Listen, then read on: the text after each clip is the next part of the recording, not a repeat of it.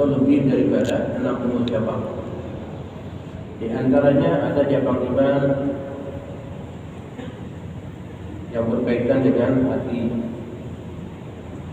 amalan-amalan hati, itu 24 perkara. Ada lagi cabang iman yang berkaitan dengan lisan atau perkataan, yaitu ada 7 perkara. Ada lagi cabang iman berkaitan dengan anggota badan, yaitu terkandung di dalamnya 38. Sudah kita bicarakan. Kemudian ada lagi cabang iman yang berkaitan dengan tabiat. Nah, ini situ hisab, yaitu ada 6 perkara. Yang pertama at-ta'affuf, yaitu menjaga diri daripada yang diharamkan Allah. Itu salah satu bagian cabang iman yang berkaitan dengan tabiat. Sebagai at-ta'affuf, mencegah diri daripada yang diharamkan, bin nikahi, dengan melaksanakan pernikahan.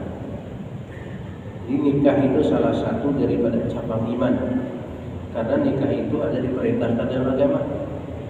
Nabi menyatakan an-nikahu sunnati, faman raghiba an sunnati falaysa minni. Bermula nikah itu adalah sunnahku, kata Nabi. Siapa yang tidak suka dengan sunnahku, maka dia tidak termasuk daripada golonganku. Jadi nikah itu juga termasuk adalah cabang iman yang berkaitan dengan tabiat. Karena dengan nikah itu dapat menjaga diri daripada yang diharamkan, dapat menjaga diri dari perbuatan zina dan sebagainya. Wal qiyamu bihuquqil qiyam, dan melaksanakan dengan hak-hak tanggung jawab terhadap keluarga. Dan ini juga termasuk cabang iman. Memberi nafkah, memberikan sandang pangan dan sebagainya, memberikan perlindungan, memberikan pendidikan kepada orang-orang yang dalam tanggungan kita, seperti anak, istri kita dan sebagainya. Nah, itu juga bagian dari cabang iman, bagian dari cabang iman yang berkaitan dengan tabiat.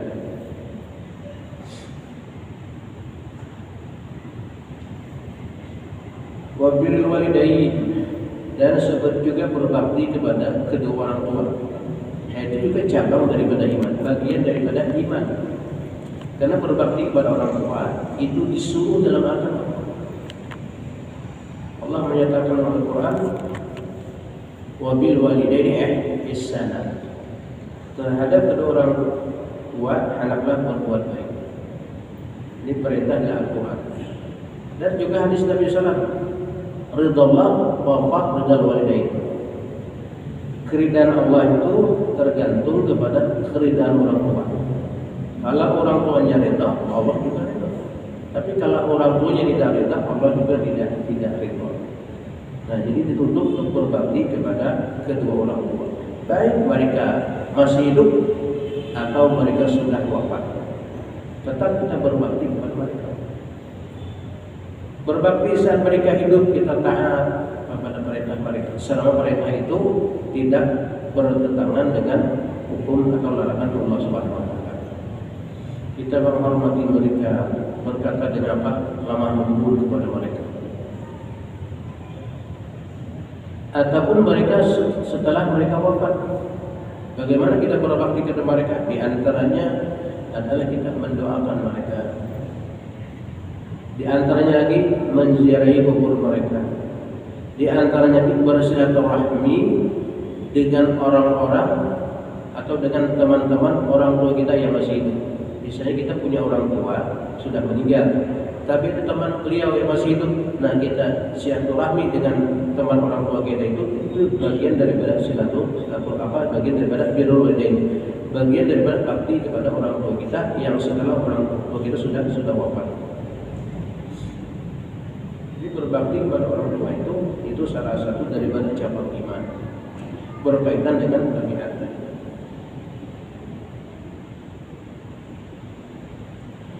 Wa minhu ijtinabul uquq, Dan setengah daripada cabang iman menjauhi daripada durhaka kepada orang tua. Wa tarbiyatul aulad, dan mendidik anak-anak itu juga bagian daripada iman, cabang daripada iman. Mendidik mereka dengan didikan yang baik, dengan didikan yang diperintahkan dalam Al-Quran. Seperti kita pelajari mereka, belajar sholat, mengaji, dan sebagainya. Kalau kita tidak punya waktu untuk mengajarkan mereka, atau kita tidak pandai mengerjakan mereka, maka kita suruh mereka belajar dengan guru yang mengerti, atau kita masukkan dalam lembaga pendidikan agama, pondok pesantren. Itu tidak repot lagi kita. Kalau anak kita di pesantren tidak repot lagi. Kalau di rumah repot kita, nyuruh sembahyangnya, kemudian melajari lagi segala macam. Tapi kalau sudah kita masukkan ke pesantren, nah itu sudah kita tinggal jadikan apa, mendoakannya dan menjadikan ongkos biayanya aja, tidak lagi kita, agar supaya tanggung jawab kita ini di hadapan Allah nanti apa, kita bisa melaksanakan itu kewajiban kita, dan itu cabang daripada iman, dimasukkan ke sekolah agama, pondok pesantren. Tapi ya lihat dulu pesantrennya bagaimana kan, kita harus lihat dulu siapa ustaz-ustaznya, guru-gurunya siapa. Jangan sampai juga tak salah nanti, tak salah masuk. Begitu dia pulang, bertengkar dengan kita. Haram katanya begini tidak boleh, begini. Akhirnya terbentur. Jadi dilihat dulu. Lihat dulu bagaimana isi daripada apa, pendidikan itu apa, mazhabnya apa, aliran itu apa. Jangan sampai kita salah masuk, akhirnya baliknya bertentangan dengan orang tuanya. Itu tidak sedikit yang terjadi demikian. Yang orang tuanya bisa bertahlil, begitu anaknya ternyata boleh tahlil, haram, tidak. Jadinya tidak sesuai dengan apa yang sejalur dengan kita lah namanya. Kita lihat.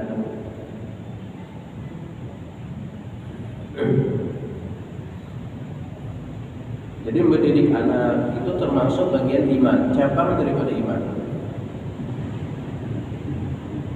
Wasilaturrahim, dan menyambung tali silaturahim. Itu juga bagian daripada iman. Bagian daripada iman yang berkaitan dengan tabiat. Nabi menyatakan, "Man kana yu'minu billahi wal yawmil akhir falyasil rahimah."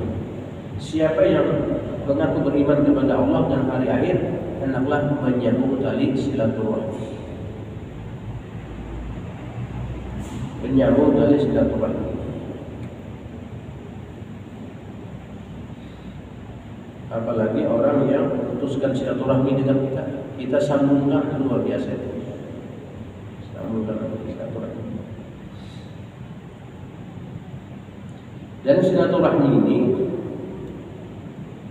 Nabi menyatakan dalam sebuah hadis, "Man arada ayyi busada fi rizqihi wa yasbiru falyasbir." Siapa yang ingin diluaskan rezekinya dan dipanjangkan umurnya, maka hendaklah menyambung dari silaturahmi. Jadi silaturahmi ini amalan agar supaya dimudahkan, diluaskan rezeki dan dipanjangkan umur. Nah, makna panjang umur ini dua. Ada kalanya memang umur ditambah sama Allah Ta'ala, boleh jadi. Ada kalanya umur kita memang tetap tidak bertambah, tapi nilai kebaikan dalam umur itu banyak. Sama juga dengan panjang umur. Nah, misalnya ibadahnya banyak, segala macam kebaikannya banyak, walaupun umurnya tidak panjang, tapi nilai kebaikannya banyak. Itu sama dengan panjang umur namanya. Ada juga yang ditambah Allah umurnya ada.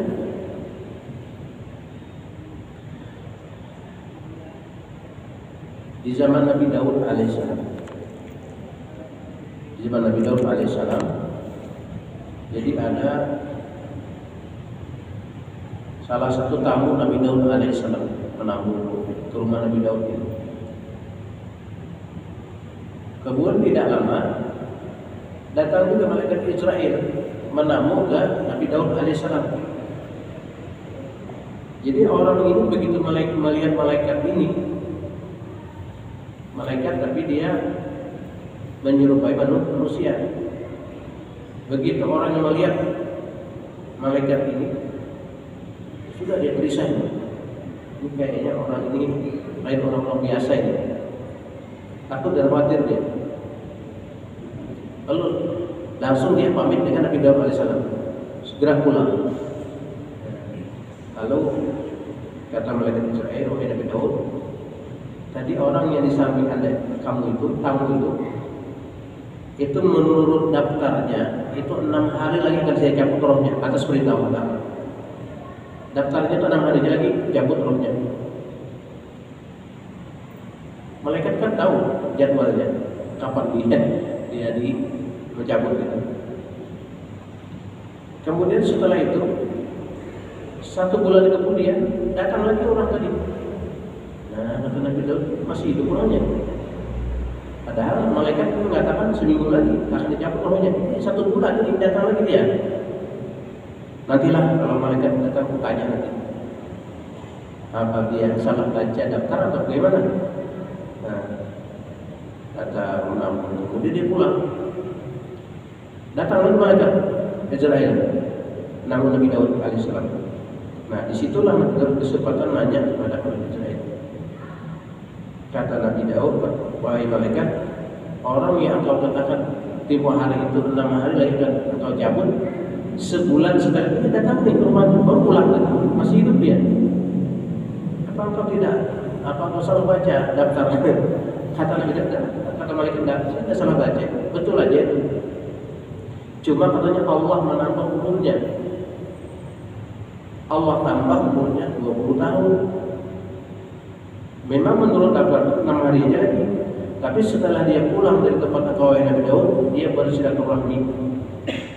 Silaturahmi kepada saudaranya yang sekian lama dia tidak pernah bersilaturahmi.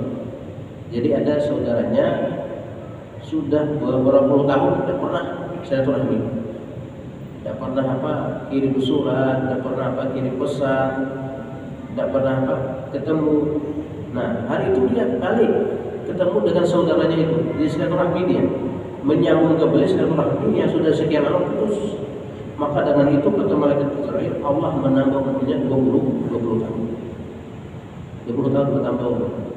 Jadi bertambah umur itu ada kalanya memang ditambah umurnya, ada kalanya memang umurnya tetap, cuman nilai kebaikannya ditambah sama Allah SWT.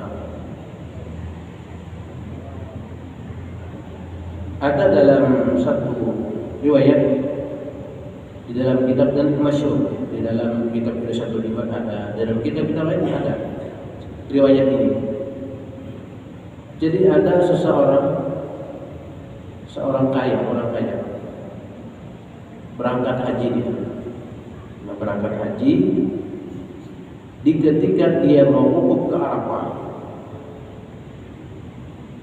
dia mau menitipkan uang 1000 dirham.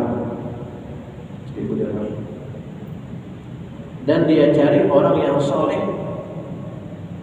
Waktu itu ketemu orang yang soleh, orang yang alim.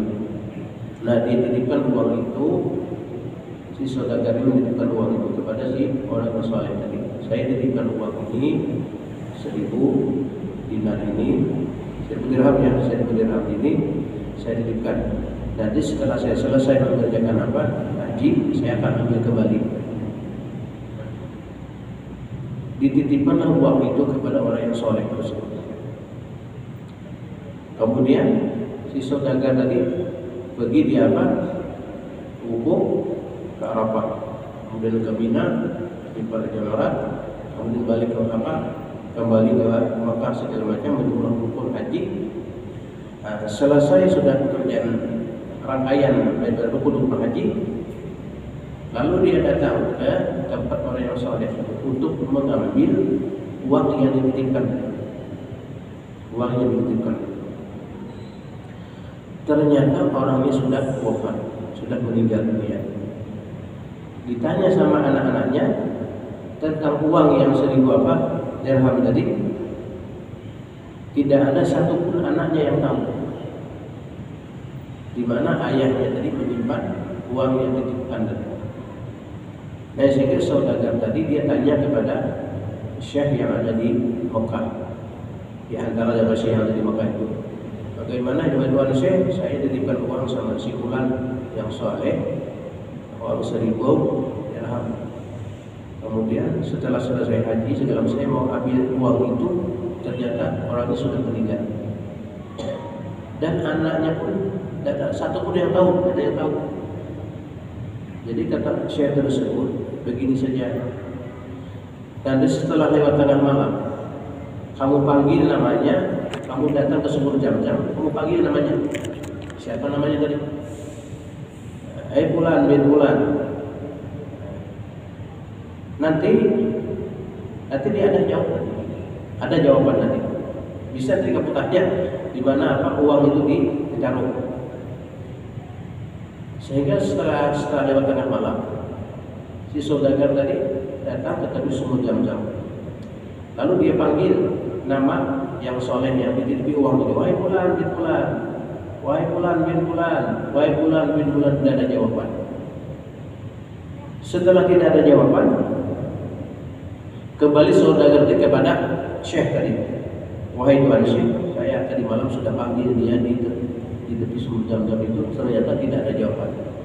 Lalu syekh itu mengatakan, innalillahi wa inna ilaihi raji'un. Innalillahi wa inna ilaihi raji'un. Ini musibah besar. Kalau memang dia orang yang baik, dia akan menjawab panggilan itu. Berarti dia ini tergolong orang yang tidak baik. Walaupun kelihatannya orang yang soleh segala macam. Begini saja kata Syekh, kamu berangkat ke Yaman. Situ ada namanya Bi'rul Barhud, kita sumur Barhud di situ. Nah, nanti setelah lewat tengah malam mau panggil di situ. Barangkali dia di sana. Jadi berangkatlah ke Yaman sampai ke sumur Barhud itu. Setelah lewat tengah malam dipanggil namanya, wahai Fulan bin Fulan. Ada jawaban. Ada jawaban. Dijawabnya. Kata apa? Saudagar tadi, wahai Fulan bin Fulan, kenapa engkau bisa berada di sumur Barhud ini? Sumur Barhud itu adalah mulut atau permukaan neraka jahanam. Kenapa engkau berada di sini? Apa kesalahan kamu? Katanya, saya ada salah. Saya punya saudara perempuan. Jadi sebelum saya berangkat merantau ke Mekah, merantau ke sana, saya tinggal di desa. Nah, di desa itu ada saudari saya perempuan, dan hidupnya sangat miskin. Saya sekian puluh tahun tidak pernah kasih kabar dia, tidak pernah silaturahmi dengan dia. Maka Allah menempatkan aku di tempat ini. Nah, mengenai harta, katanya harta kamu ada tetap utuh. Saya simpan di dalam suatu tempat,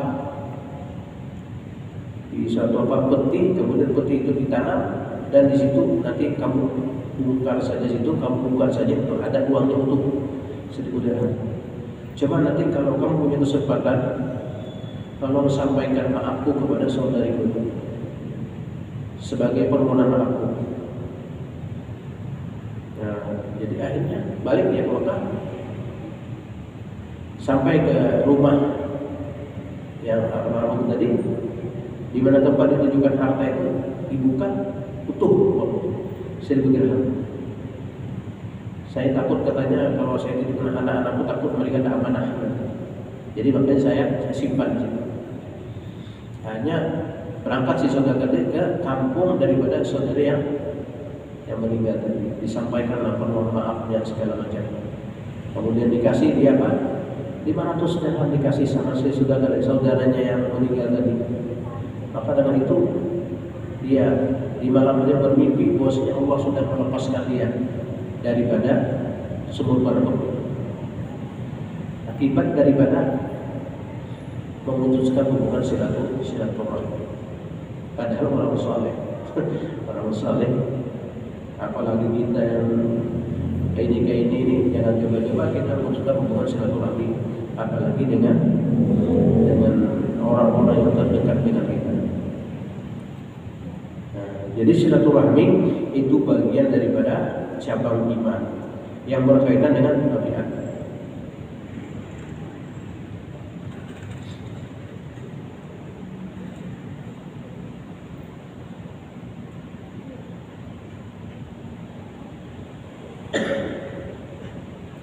Wa ta'atis sadat wa rikbil 'abdi, dan mentaati daripada tuan dibagi hamba budak. Dia taat dengan tuannya, dan tuannya rikbil 'abdi, artinya lemah lembut, kasih sayang terhadap budak-budak. Itu bagian daripada iman. Wa minha ma yata'allaqu bil 'amal, dan setengah daripada cabang iman yang berkaitan secara umum. Wahia 17, yaitu ada 17 perkara daripada cabang-cabang iman berkaitan dengan umum. Yang pertama al-qiyam bil imarah mal adl. Yang pertama menegakkan pemerintahan secara adil, artinya mendirikan suatu pemerintahan, ya kerajaan, ya pemerintahan, segala macam. Mengadakan pemerintahan itu bagian cabang daripada iman bil adli, dengan secara adil. Karena kalau ada pemerintahan kacau ya Allah. Jadi ada pemerintahan yang mengatur segala macam.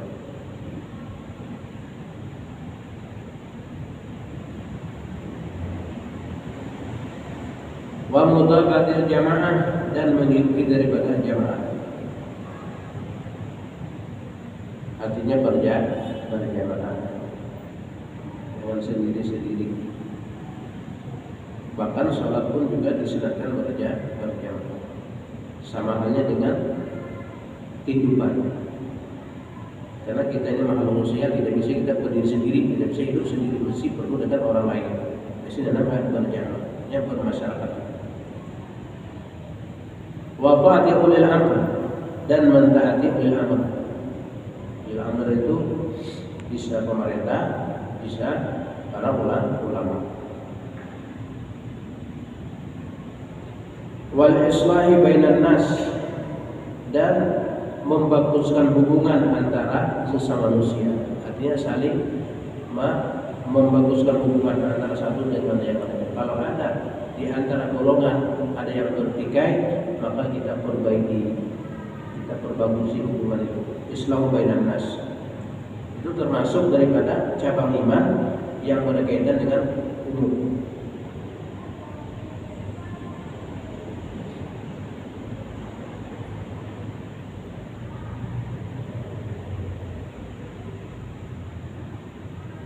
Termasuk di dalamnya adalah memberantas daripada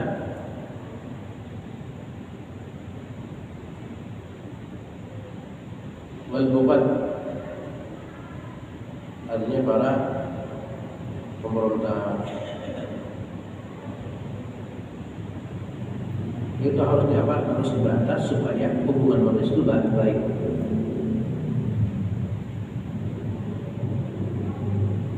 Kemudian wal muawanatu 'alal bir, dan saling menolong dalam kebaikan. Saling memberikan dukungan, saling memberikan motivasi, menolong atas hal-hal yang baik. Itu juga termasuk daripada cabang iman yang berkaitan dengan umum.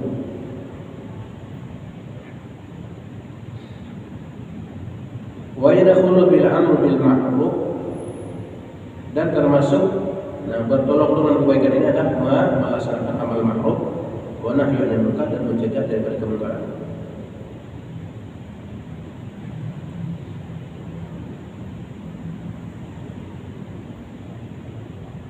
Wa iqamatul hudud, dan menegakkan hukum-hukum. Wal jihad, dan jihad kalau memang diperlukan. Wa minhul muradu bil amanah, dan termasuk juga cabang iman itu dengan secara umum yaitu melaksanakan atau menunaikan amanah. Wa min ada'ul khumsi, dan setengah dari cabang iman adalah menunaikan daripada khumus. Khumus ini daripada harta ghanimah antara pasangan perang. Nah, tapi kan ini jarang.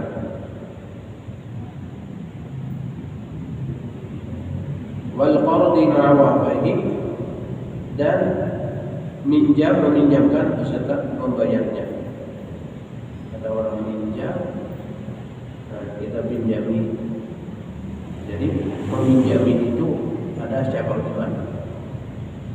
Kemudian membayar daripada pinjaman juga cabang daripada iman. Jadi orang yang meminjami, nah, perilaku semacam ini ada kaitannya dengan iman secara umum. Meminjami orang itu cabang iman, yang dipinjami membayari pinjaman itu bagian daripada iman, cabang daripada iman. Coba dalam meminjam ini ya dilihat dulu keadaannya. Kira-kira orang ini bisa memberikan enggak? Kira-kira orang ini memang ada niat baik dan mengembalikan. Ya ada juga minjam kayak mendapat, begitu mengembalikan kayak kehilangan. Artinya minjamnya mudah, membayarnya sulit. Ada juga tabiat semacam itu. Ada juga memang memang pasti dia kembalikan. Bagaimana caranya? Jadi tidak juga kita namanya meminjamkan itu langsung dipinjami. Kita lihat bagaimana orang ini kira-kira kalau dipinjami ternyata oh katanya orang ini banyak pinjamannya di sana sini ada, jadi bayar semua. Yang juga jangan jadi pinjami nanti masalah. Ini kalau kita mau kasih aja lah. Salah nanti. Pinjam terus kita. Karena 3 hari lah kau ganti kan 3 hari.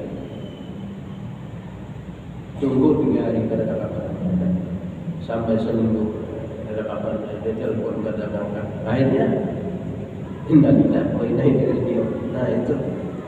Jadi dilihat dulu pada suatu waktu langsung menjaminnya. Karena meminjami itu pahalanya lebih besar daripada memberi.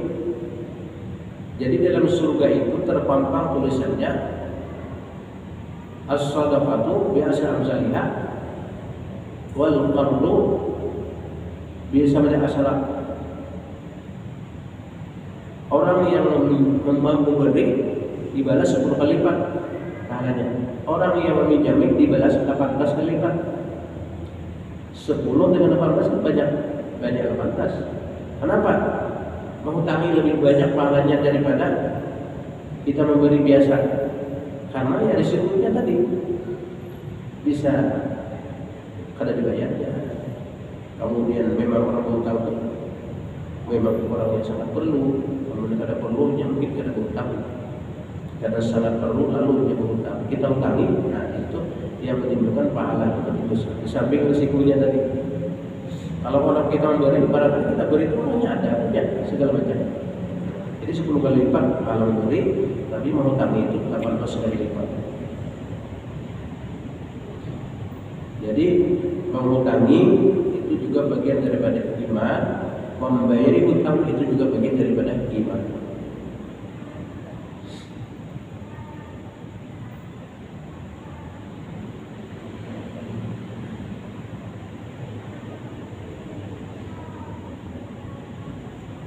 Wa ikramul jar,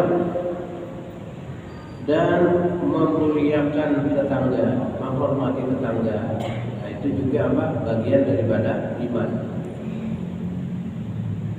Nabi menyatakan man kana yu'minu akhir falyukrim jar. Siapa yang beriman kepada Allah dan akhir, hendaklah memuliakan tetangganya. Jar, tetangga. Jadi tetangga itu 40 buah rumah ke kiri, 40 buah ke kanan, 40 buah apa? Ke belakang. Jadi ke depan, ke belakang, ke kiri, ke kanan. 40 buah rumah itu masuk jar. Jar. Hanya tetangga.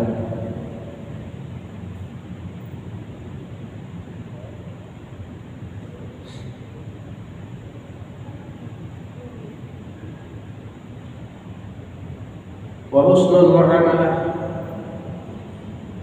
dan baik dalam muamalah. Artinya dalam apa? Keseharian, dalam segi apa? Transaksi, dalam segi apa? Hubungan, segala macam silaturahmi. Itu baik. Itu juga bagian daripada iman, husnul muamalah. Wa minhu nasana daripada cabang iman yang berkaitan dengan umum, jam'ul mali min hillihi wa infaqi mal bihaqi, yaitu mengumpulkan harta dari jalan yang halal dan membelanjakannya harta tersebut dalam hak yang halal juga, yang baik. Jadi mencari harta dan membelanjakan harta di jalan yang hak, jalan yang baik, jalan yang benar. Itu termasuk bagian daripada iman. Wa fi tarkut tabjir, dan juga meninggalkan daripada mubazir. Mubazir artinya membuang-buang harta.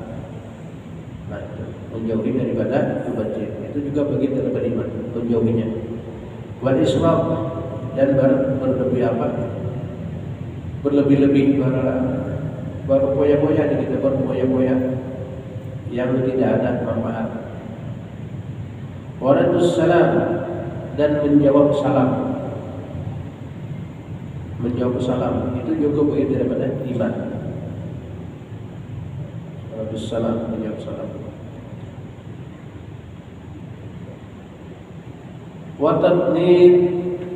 Watatnidul atish, dan menyahut orang yang bersih. Itu juga bagian dari iman. Misalnya orang bersin, dia ucapkan alhamdulillah, bersin dan alhamdulillah. Kita jawab yarhamukallah. Lalu yang bersin mendoakan yahdi Allah. Menjawab bersin. Jadi bersin itu sunat mengucap alhamdulillah. Karena dengan bersin itu keluar penyakit yang ada di tubuh kita.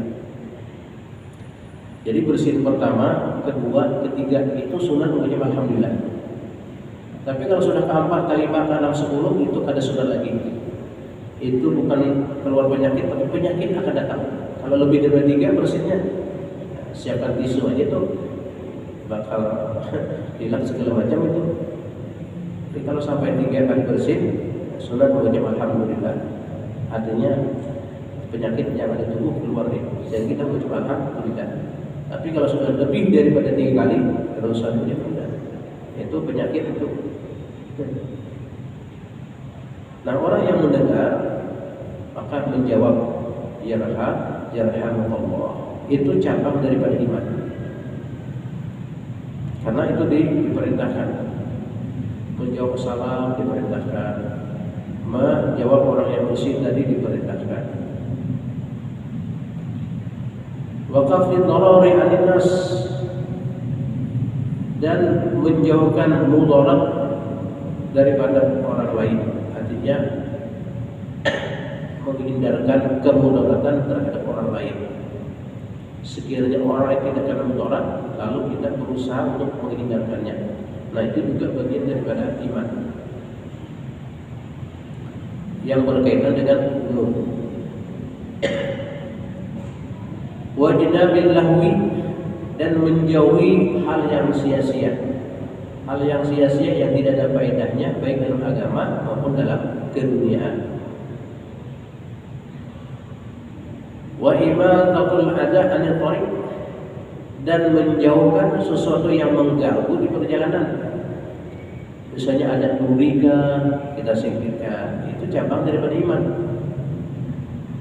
Ada pakunya, kita jauhkan. Ada lubangnya, kita tutupi supaya orang tidak celaka.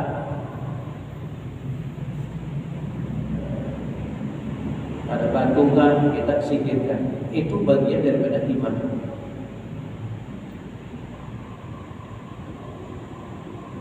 Bagian daripada.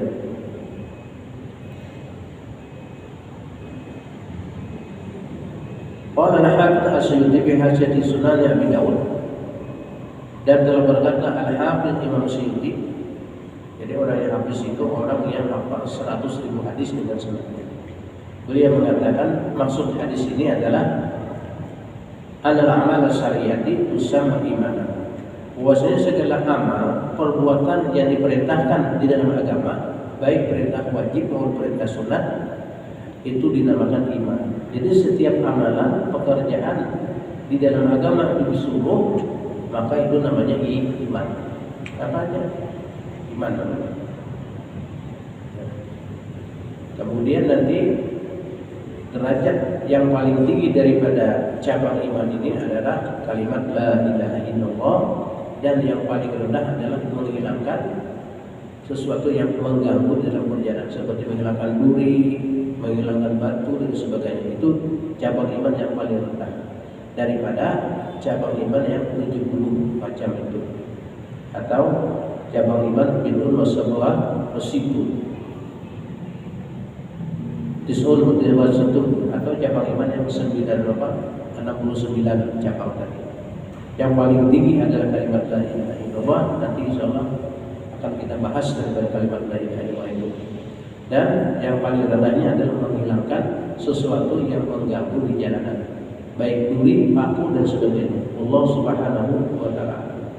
Al-Fatihah. A'udzubillahi minasyaitonir rajim. Bismillahirrahmanirrahim. Alhamdulillahirabbil alamin arrahmanir rahim maliki yaumiddin. Iyyaka na'budu wa iyyaka nasta'in. Ihdinas siratal mustaqim. Siratal ladzina an'amta 'alaihim ghairil maghdubi 'alaihim waladdallin.